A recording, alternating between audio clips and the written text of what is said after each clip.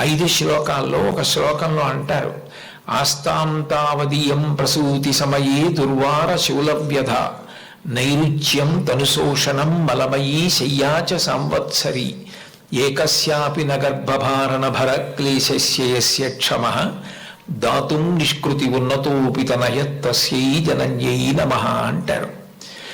9 నెలలు కడుపు పెద్దదై వికారమును పొంది తాను వంగలేక పని చేసుకోలేక తిందామంటే ఆహారం సహించక ఎంతో కష్టపడి తాను మరణ సదృశమైనటువంటి వేదన పొంది అన్ని నిప్పులు పడి బిడ్డని ప్రసవించి ఆ బిడ్డకి పాలిచ్చి పెంచి పెద్ద చేసి ఏడాది పాటు చలికాలం లేదు, వర్షాకాలం లేదు, మంచంలోనే మలమూత్ర విసర్జన చేస్తే ఆ మలమూత్రములను తుడిచి కడిగి బిడ్డని రక్షించి తాను ఉపవాసాలు చేసి చిట్ట చివరికి అవసరమైతే పిల్లవాడు ఎంత పెద్దవాడైనా వాడికి ఏదైనా కించిత్ అనారోగ్యం కలిగిందంటే భయం వేసినటువంటి మనసుతో నా ఆయుర్దాయం కూడా నువ్వే పోసుకుని బ్రతుకని అనగలిగినటువంటి వ్యక్తి ప్రపంచంలో ఉంటే అది అమ్మ ఒక్కతే.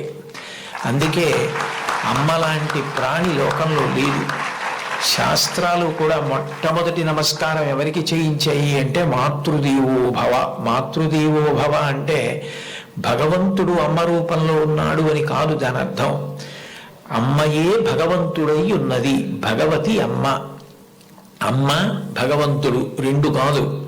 ఎందుకనంటే ప్రాణం పోయేటప్పుడు కూడా ఎక్కడ కొడుక్కి ఇబ్బంది కలుగుతుందోనని కొడుక్కి ఇబ్బంది కలగకుండా వాడికి ఏ విధమైనటువంటి క్లేశము పొందకుండా తాను వెళ్ళిపోవాలని తల్లి కోరుకుంటుంది.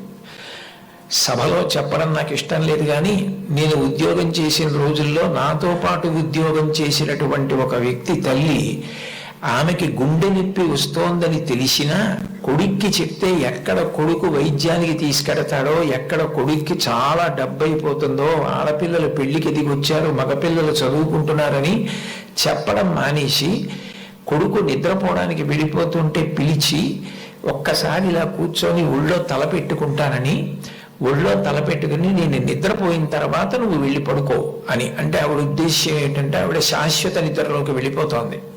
ఆ కొడుకు ఒళ్ళో తలపెట్టుకుని పడుకుంటే కొంతసేపటికి తల్లి కదలటం లేదని వాడు కదిపి చూస్తే తల్లి శరీర త్యాగం చేసేసింది. ఆ తర్వాత తెలిసింది, తన భార్య చెప్పింది, కొంచెం గుండెల్లో నొప్పిగా ఉందమ్మా, బరువు పని చేయలేకపోతున్నాను, కానీ వాడికి మాత్రం నువ్వు చెప్పకు సుమా అని ఒట్టేయించుకుందట కోడలతో. అది తల్లి అంటే. అమ్మ అంటే అంతటి ప్రేమైకమూర్తి. అమ్మ లాంటి వ్యక్తి జీవితంలో ఇక దొరకదు. జీవితంలో అన్నిటికన్నా పెద్ద నేరం ఏమిటంటే అమ్మకి చెప్పలేము అన్న పని మనం చేయడమే. ఏ పని మనం చేస్తామో అది అమ్మకి చెప్పగలగాలి. మీరు ఏ పని చెయ్యండి, ఇది అమ్మకి నేను చెప్పలేను అన్న పని మీరు జీవితంలో ఎప్పుడూ చెయ్యకూడదు. భగవంతుడెంతో అమ్మ అంతే. మీరు మహాత్ములైన వారి ఎవరి జీవిత చరిత్ర పరిశీలించండి.